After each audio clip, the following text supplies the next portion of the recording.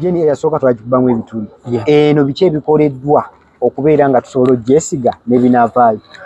Nti eno DNA ebimu ku bintu ebikoleddwa bibaddemu okutyoboola erinnya ly'omuyimbi ng'abantu bwe bagamba nti eno ebimu ku bintu ebigenda otuleetera okuba nga tugyesiga nti oyo mwennyini nanyini musango ogw'okutuzaala bamugyeko samples. Owulira ate ekyokubiri lwaki DNA eno njagikkirizamu n'ekinaaba kivuddeyo nti n'abaagikutte tebalina kye baagala wakafeero. Balamu talina byayagala wakafeero. Balamu ayagala kumanya mwana, ayagala kumanya abaana ba mukwano. Kuba Balamu asobola tuyamba mu bintu bingi. Musaayi already script weeri tutambula bwefu baagizimbye bulungi. Munnange ebintu ebyo bwe byali awe ne bakubirako omusika Martin Kafeero. Martin we yamanya ebintu bineeno nga bintu bya kuba DNA yasooka teyali kumanya muwendo gw'abaana ba Kafeero. Yali mu kuteekawo omuwendo ku baana ba Kafeero tuli bana. Kati nga bo bagambe Martin nti ye musika ye bamwesiga ndowooza. Bamugambye omanyi kwali kubana. Kubana taliiko. Nga balina kye bamubalidde nti tugende ku DNA esooka tukomyewo abaana bana. Of course bajja kubaawo okuwakana. Bwe bawakana bonna baddemu bakomewo. Tukole DNA twongereko bameka. Kati nga bane bagala okwongerako ababiri oba basatu kwe kuli n'omusiko ono. Buli omu mu bulamu alina ennaku ez'ekijjukizo. Kati nno Focus TV yange bazza okufuula ennaku zo ez'ebyafaayo. Bakwata vidiyo n'okkuba ebifaananyi ku mikolo gamba ng'okwanjula, embaga, graduations, okukyala. Bano nno tebakoma okwo. Aba Focus Group yange bakuguka mu kutimba, bakola keeki wamu ne juice omuwoomu. Nga kuno bagattako okukola graphics ne branding ow'ekitongole, kampuni oba bizinensi yo. Era basange ku kitebe kyabwe ekikulu e Kampala ku Jesco Plaza. Oba basange ku ofisi zaabwe awo ku Focus House Mutuba ne ku ofisi zaabwe empya Kiboga mu Town Council ku 2nd Street okuliraana Smarton Hotel. Ebisingawo bakubire ku simu zaabwe 0757 133 162 oba 0789 020 gwali ku Facebook ne Instagram kebera Focus Group yange ate ku YouTube beba Focus TV yange. Era obulamu bugenda mu maaso. Eric tuli wano ku ssaawa zino DNA efuuse DNA naye twagala tumanye bino bintu bitandika ddi era DNA tutandike ku yasooka what went wrong with the first DNA yakolebwa neeno era bwe simbu kibe tugirinamu eno esembayo tuwumbewumbe okatuwumbewumbe kakati ebintu binene byokulabanga omwagalwa w'abangi Principal Job Kafeero bamuziikudde ekintu ekyayisiza abantu obubi. Ebintu bineeno bitandikira ddala kuva eri mabega.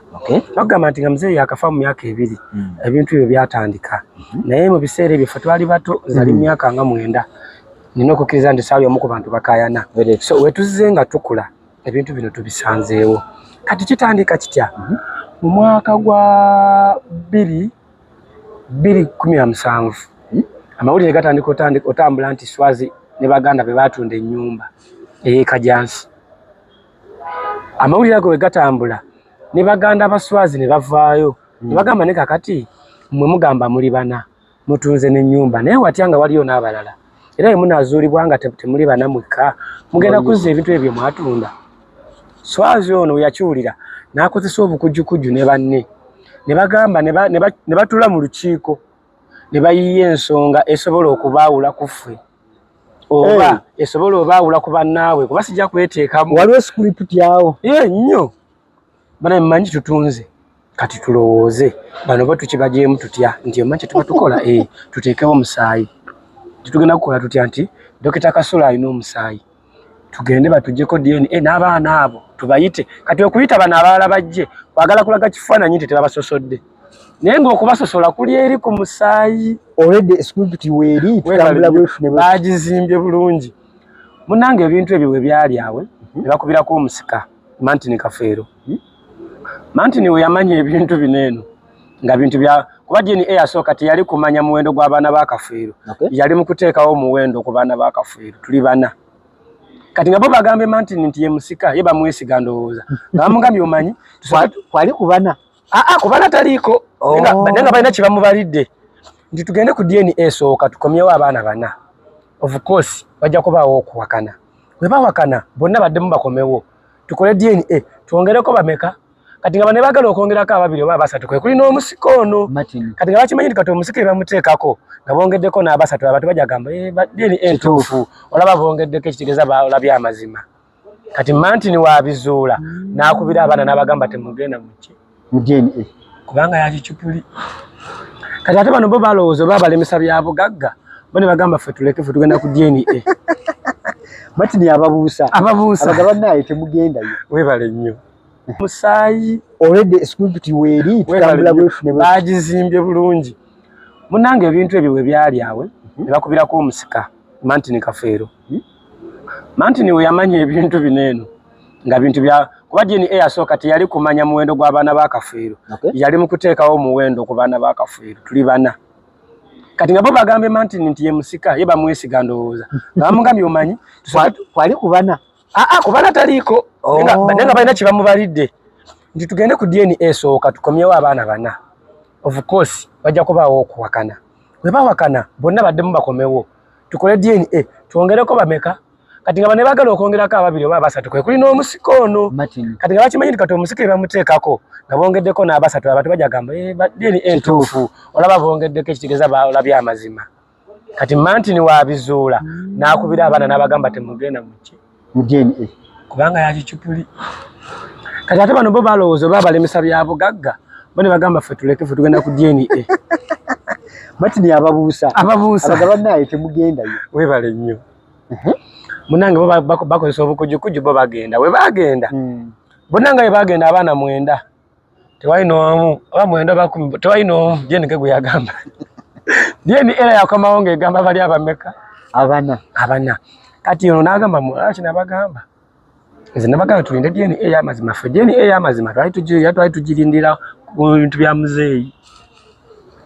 munange ne batandika okubeera mu mawulire nga wabawulira ebimu ku bintu ebyasinga okunnuma nnyumba ya taata eriwa yonna ey'ekajjansi sigimanyi ey'enamuwongo sigimanyi naye nze ngamba ennyumba gye bantwalamuko okumpa erinnya yennuma ey'omukyalo kubeera kyekitiibwa kye jjukira bamuziika wano bwe bajja okulambula amalaalo ge abantu bagamba tugende twaliko ne waabeera nga kifulukwa aba alina ekitiibwa niwe mulongoosa amalaalo ne gaakawegati naye ng'ate amaka ge kifulukwa kitiibwa kibaawo kati lumu nfuna omukisa mami mu 2017 mami aŋŋamba omanyi njagala ojja obeere eno e London yali anfunidde ttiimu nga ngenda kubeera Boloboy kati mbona obutiimu buno obwa wansi naye ng'akasente keeyagaza kuba baali baŋŋambye bagenda kumpanga pawundi 1,300 kati 1,300 bakuggyako omusolo ate kati nze nneeri obutuuze tebanzijjako ekino emanyiza okuba banzijjako singa 10 bakyegeraba 2 kati nga sente ezo ndaba mama yali abaze nga zinkola ate yali amanyi njagala nnyo omupiira nga yagala nakumpa connection nti oba osanga we nabeera Boloboy otandikiraawo n'ozimba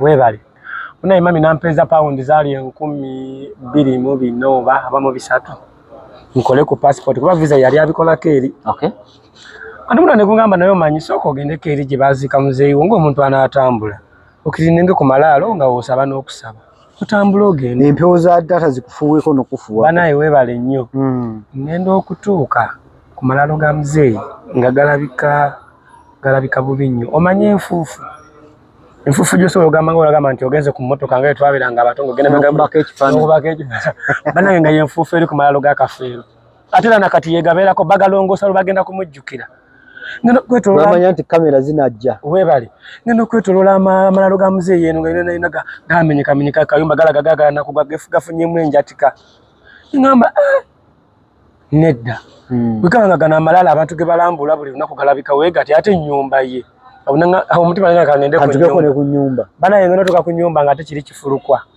nga galaji esiiba nzigule ng'ogyeko gamba nti galaji nzigule ng'ate mulaga nti mulimu omuntu asulamu naye alinga mulalu agiyingiramu ssaawa 8 agifulumamu 11 yesu oganagenda wali bwe yeebaka n'afuna ate kyo ekifo kibulwa ekifo ekisulamu omulalu kibula tekiba kiyonjo ate tesobola kumanya nti ono yasulawo olina ngamba n'owoggalawo galaji era ogenda mala biseera kuba kati gobeera Kampala ngenda ogamba nti kale jika muzeeyi ng'egye bazimbamu ennyumba ye nayita mu galaji ngendabe ne munda ngenda otuuka nga onagamba nti eddiiro lya Kafeero nga bayiwamu kasooli nga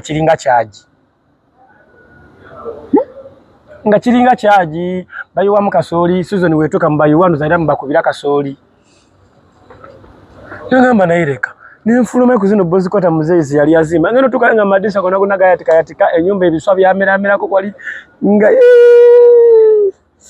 Bana inawuliranga nfudde. Asaka nentunye enyumba ya muzeezi nenkwata ku mutwe wenti. Nga tunudde enyumba ya taata. Nenkwata ku mutwe wenti nengamba no ye muzeezi wange. Kubafa engeji bali batubola fa. Tumana emyaka 7 nga tetugenze eyo. I know. Oba 5. Nengamba no nyumba ya taata. Bananga omutwe gwanuma. Ate muzeezi alina omuze ogulosa. Omutwe gwanuma. Nenkwate kubona enzije Kampala nengamba jaja ne mugamba sigenda London nga sidabiriza nyumba ya taata. Oyiwa offer yo gende London. Iwe bali nnyo. Osigala otokotereze taata. Nchibala ntya nazanya zala. Kwani musajja muwandiisi. Enebuuza naye kuba nadde wako okumala wiki namba nenga serabira kifaananyi kya nyumba ya taata. Nga ne langi gyaleka ku nyumba mu 27 yekyaliko nakati ate nno. Bino kugamba mbere ba 2017 nina kati okubanya nti bino ebintu ebyokubanga tukaya na biretedde nyumba ya Kafeero kubanga talina makulu. Era offer gina gundi ginakola nagenda nenkwata ndandika okuwandiika. Nina kati ngenda kubala firimu eno. Nenkwata olupapula. Ngalikuwa nengamba kati ntandise. Enyumba ya muzeeyi netagisa ki. Nengamba kati ngenda kujjako plaster yena eyasiza mujjeko. Zine empaje za enyumba yagala kumenyeka. Ngenda teekamu emitayimbwa. Nembala ngenda okubala abalamu nga ntagise million yaga. Asatu. Kati nga wansimba zinja yateekawo pavers. Kwa hiyo wasinga okunnuma. Muzeeyi abakuba osinga enyumba eri mu kikomera. Wansi singa oliwo pavers. Kati nemaliza buli kimu nenkibala. Nengenda ojaja nangamba gwino bintu ya passport wabitandiseko konze yiye. Kajuka na line rije najirake ya Eric Trinity Junior. Jaji oli mulimba. Ndi mulimba. Nengamba kati sente zineno nzikozeseza ntya. Okubanga nsobolo zikozesa ate nenzisigaza.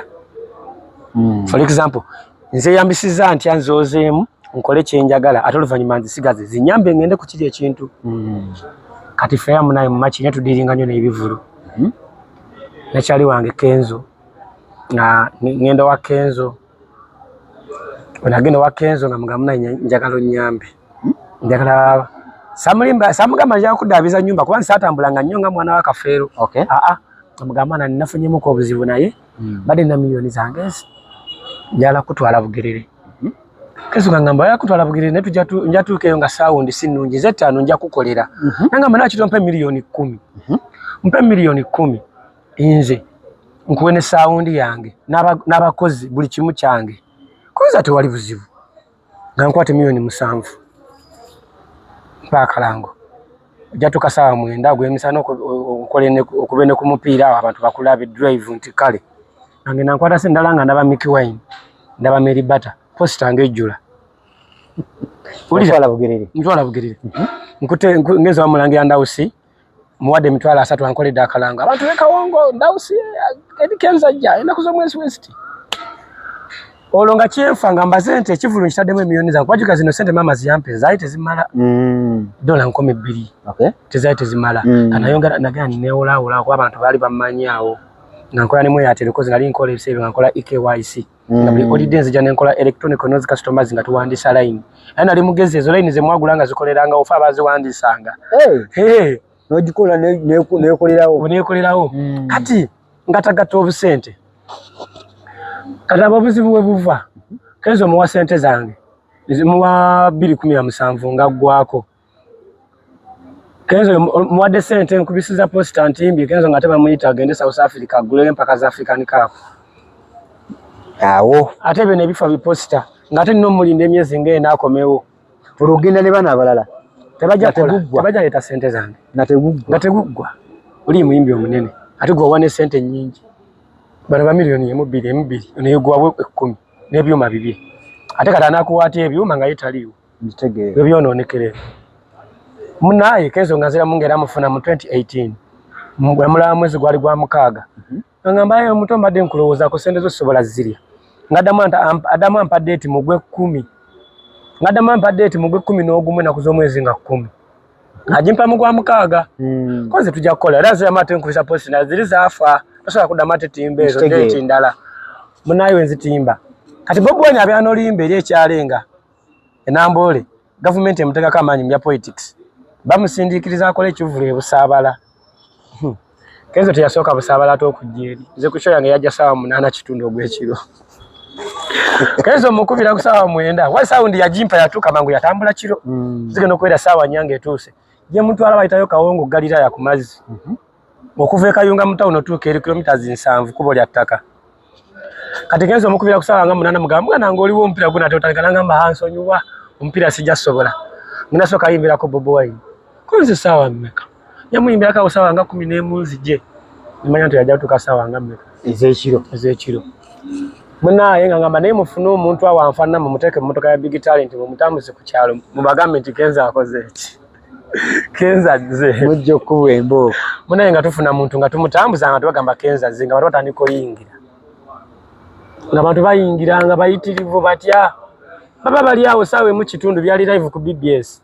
nga balaga Kenza ali kusabala ayimba buli omu yagamba sawe mu kitundu ali Kampala anatuka dde wanavugira okuva Kampala tuke Kayunga atavuye Kayunga jene Kawongo ninda abantu bebafuluma abali balinye taxi nga bavuda bali bamwagala abali balinye taxi ne baddayo ekitimbwa ne baddayo ebbale abamu bali basaze mazi nga bavuda banategeka ekivulu district meka 3 Amulutan district nga taddeyo empaka ntaddeyo mpiseyo timu y'omupiira njiwadde emitwalo 10 transport kati nga mazenti buli timu jempe emitwalo 10 ejja kujja n'abawagizaga ku mutwalo zibe miliyoni no zibe emitwalo ameka 3 kati nga mazenti ntaddemu 10 nfuna 2 una nyongera mu artist nfune munange ekivulu abamu bavudde nakasongola bala bavudde buyende zagenda okwesaba mukaga nga abantu we bati naye abantu bebala bakenza abantu bavuga amate ekiro ne baddayo abantu ne balinnya zi taxi ne baddayo Kenzo yajja sawa 8 kitundu yakinasolo mugamba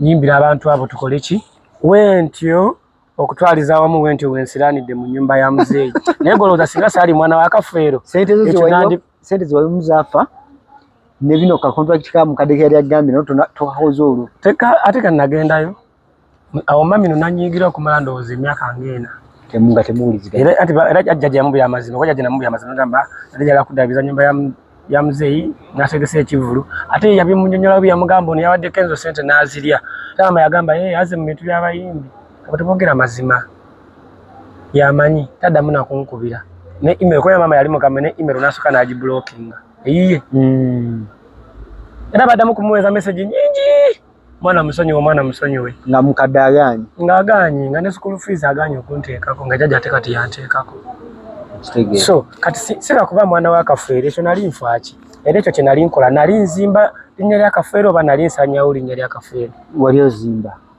kale walafu bano olabe ngofuna akasente akatereza Kafeero webale so kati ebintu ebyo wetwava 2019 biki ebituvuddeyo mu 2020 we bitandikira tugenda mu kooti abana bazemu ba complaining nga tuddeyo ku musaayi tugamba tudda muguli ogwamu ogufulumya abana bokaboko okuchaka gwamu abana ne baguteka mu bikemike ebizula tegujja kuzuulwa mwe muli bameka tetwatugamba batujjeko ne taata ekirowoozo kiva mu abana abalala ekirowoozo kiva mu ffe abaana abalala n'ab'eŋŋanda ogamba nti okuzuula nti si mwana wa Kafeero bono mwana wa Kafeero lwaki mwetawaanya tulina ne byetuwulira mbu ne Kafeero eyo gyali mbu ayinza okubanga mbu kuba wetwali mu kooti mu 2023 oba 2022 omuntu eyali mu musango gwe bamuyita omulamuzi omulangira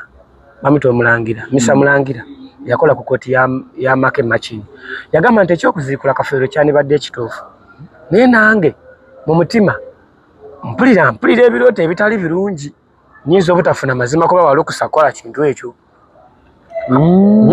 nagamba baiseko ginagamba nti mu bwongo nja kufuna enyiike n'okunnumiza nti nze yakola ki nze yasalawo muziikule n'atugamba naye muddeyo eri dokita babawe baluwa babajjeko omusayi nga basinzira ku kitamu omuto ono muzeeyi Mugerwa kuba jjukira afaanana nnyo muzeeyi nekyo ne tukigumira bwe twadde ate mu ddwaliro ne Wandegeya ate abasawo ne batugamba noono muganda wa kitamu ayinza okuba teyali muganda wa taata wammwe nga bagatta maama ne tukola DNA etakwatagana ne tubadde tusaba ate muddeyo mu kooti babawe olukusa babawandikira ebbaluwa ffe mujjana eno tugende tubayambeko kuziikula kitamu mu nkola eya saayansi era ensonga lwaki nze mbadde ntambula mu media nga era nze abadde asinga okulaga abantu muzeeyi engeri bagenda omuziikulamu era guno weguba musango abantu banenye nze tebanenya baganda bange ng'engeri eri etya kati ngola abasawo batugamba nti ffe tulina akooma ke tujja oppangisa nga tugambye mbu ka ssente nnyingi miliyoni simanyi nga 5 naye ng'okusinziira ku pulojekiti muzeeyi ze yaleka nga si ssente nnyingi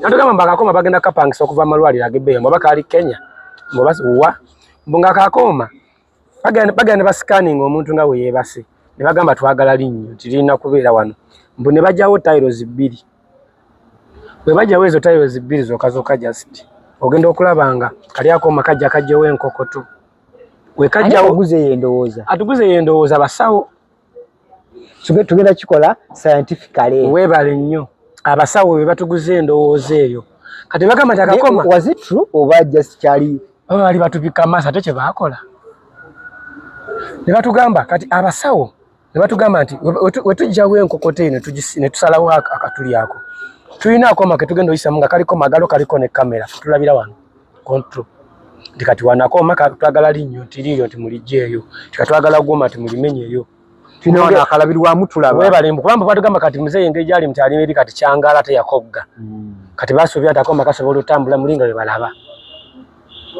munaye ntulaba ng'eyo ensonga nkulu n'abatale kuba kati nze okuziikula muzeeyi mbula okuba ni mwana wa Kafeero tekimpa makulu ate nkivaamu ne ngamba siri mwana we wasagala kubeera mu kikolimo ekyo ziyaleetera muzeeyi wange omuziikula naye batugamba enkola ya science nange nenjiguza bannange nenjiguza n'abantu ba bulijjo nenjiguza ne bannamawulire ate tugenda muziikula musimayo ntana yegenda sigalawo enjole yegenda sigalawo netugenda kola mu nkola ya science n'ababukedde era kyemanyi sitole yange eyasinze otunda okulanga eyambako balamu n'okuyamba gavumenti okulanga bajjayo muzeeyi ebigambo binayogera era byebyo kubeera byenkugamba wano byeŋŋamba oli kuba siri content creator sirina tiktok account sirina youtube channel nze Eric Katumba tulina ate nga smartphone njirina kiza nti sina kyennoonya mu media okujjako amazima kyaneewuunyisa nnyo kyaneewuunyisa ddala okulaba nga ate kino kyekyatuuseewo ne baziikula buziikuzi muzeeyi mu mbeera bwetyo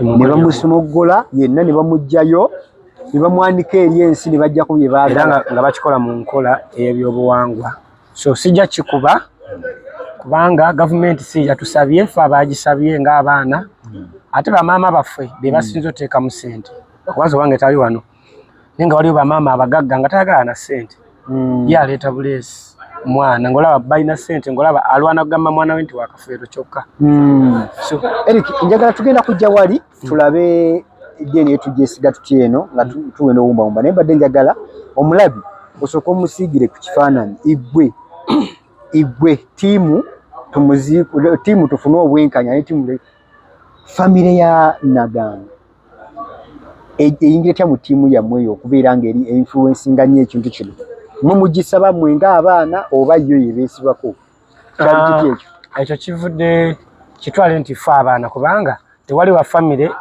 yali akayanye ng'agamba nti nno mujje kuba na DNA abaana be basooka okayana nga bagamba mutuggyeko DNA ne muddukire wa taata wammwe nendi tetwaddukira tetulina muntu gye twagenda mutuddukidde wa taata wabula ffe twayogera nga buli alina obusobozi yasobola otuwa so kati nti senga Saala Nantongo n'akwatagana ne muganda we taata waffe Nendo omuto ne balaba nga basobola okutwala ekintu kino eri balamu akiguse mu bakulu kuba ffe tetwalina sente zisobola kukola kintu ekyo kyekolera nkuba bagamba nti kyatute kumpi miliyoni 10+ okumaliza process yonna ate nga bakyateekamu sente mpitirivu so kati famire eno eyingiramu ekya nti taata waffe yali muganda w'abali buno okukubagana nti ono teyali muganda wono ndi ali muganda wono ffe nga ffe ebyabaana tetwagala bimanya kati mwe kyemwagala omumanya yemmwe niwe tuba tubimanyiko ebitonotono eno si yembeera eyobyogera era nonaba nja byogerako mu maaso ojja kuddamu nkyazi ate kati gwetogenda kola amawulire nga bagambye siri mwana we ng'ate nkugambye nze akulembedde ekyokuziikula muzeeyi so bwe nalaba ennyumba ya muzeeyi ng'erabika bubi ng'ate ne Swazi akuba nnyo senga ne manya nti kuba senga yangamba nti Swazi oyo nno munabye mumanyiiko akola ebyo naye ankuba nnyo mu mawulire buli wagenda erinnya lyange alifudde akawala alifudde akakyala naye singa nfunayo omwana asobola okunnyamba nankubira ekikopo ezinyamubulira amazima wente we natandika okuba swazi mu mawulire nga njogera ebigambo ebirina amakulu n'embalaga n'ennyumba bana gamba nti oba okoze ebivula emyaka 19 oba 17 ennyumba ya taata lwaki erabikawo ekyo gwe mutabani we nga n'ennyumba gye baakuzaaliramu gwe mwennyini swazi we baziika muzeeyi yasalawo neegwa nekifuuka ekifulukwa ng'olaba bulumi ki obwo boolina taata yakukola ki so navaayo nenjogera mu mawulire ag'enjawulo nenkuba ensonga ya swazi nga si kuba nti si mwana wa Kafeero abula nga zinjagala tugende ku DNA naye mwennyini n'waba mwana wa Kafeero ategere baganda be nti bangi nti be bano ate kituyambeko okulaba nga erinnya lya Kafeero litereera. Eric nga tuwumbawumba DNA yasooka twagikubamu ebituli eno biki ebikoleddwa okubeera nga tusobola ogyesiga n'ebinaavaayo? Nti eno DNA nebimu ku bintu ebikoleddwa bibaddemu okutyoboola erinnya ly'omuyimbi ng'abantu bwe bagamba nti eno ebimu ku bintu ebigenda tuletera okuba nga tugyesiga nti oyo mwennyini nanyini musango ogw'okutuzaala bamugyeko samples. Owulira ate ekyokubiri lwaki eno njagikkirizamu nekinaaba kivuddeyo nti n'abaagikutte tebalina kye baagala wa Kafeero. Balamu talina byayagala wa Kafeero. Balamu ayagala kumanya mwana, ayagala kumanya abaana ba mukwano kuba Balamu asobola tuyamba mu bintu bingi naye agenda yamba ani kitegeeza nti DNA eno yazze kuddaabiza linnya lya Kafeero nekiri kiggwewo nti Kafeero yali mwenzi kuba buli muntu nti mwana we.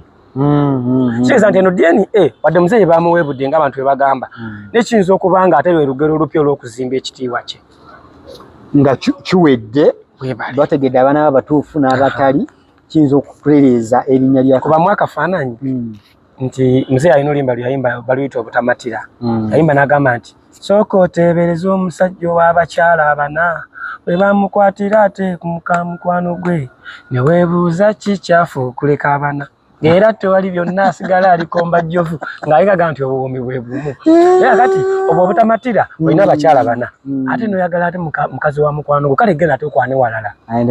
So kati wetunuulira Swazi embeera gy'ataddewo okubamu akafaananyi ng'ogyeko Swazi okwegaana baganda be mbeera ki endala eyandibaddewo okuziikula Kafeero mpaayemu tewali.